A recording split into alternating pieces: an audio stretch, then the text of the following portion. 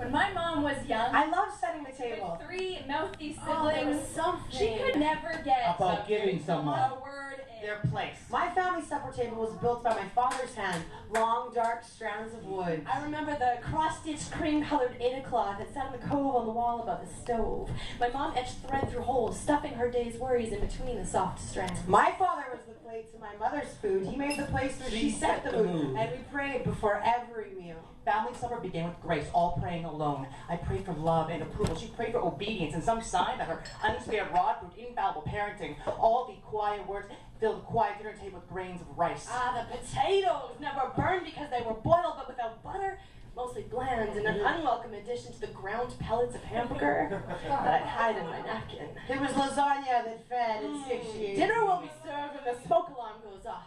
Dad joked Mom only cooked on one temperature. Hi! Quiet! 2 chopstick full, 1 time. each fork full of stir-fry. Chicken parmesan. Pierogies and sour cream. Spice beef stew. Butter chicken poutine.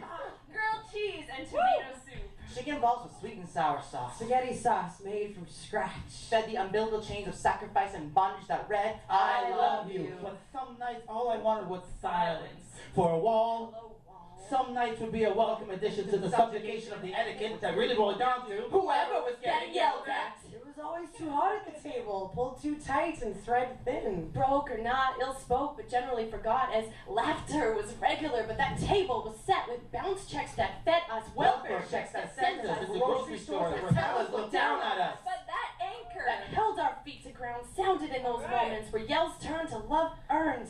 A familial bond was the most important meal served. I still overeat when I make it to her table for my annual Sunday dinner with a family that raised a stranger in me.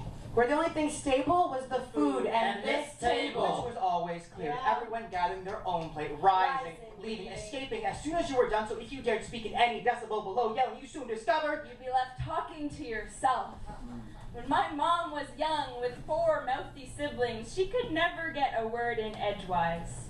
I don't know when she stopped trying or when she discovered the deliciousness of just listening. But now, when we're out for supper, she's all ears, leaning back in her chair, collecting snippets of other people's secrets. And knitting them into a nuanced narrative. like a novelist. Like I collect memories and wave them into poetry. Yeah.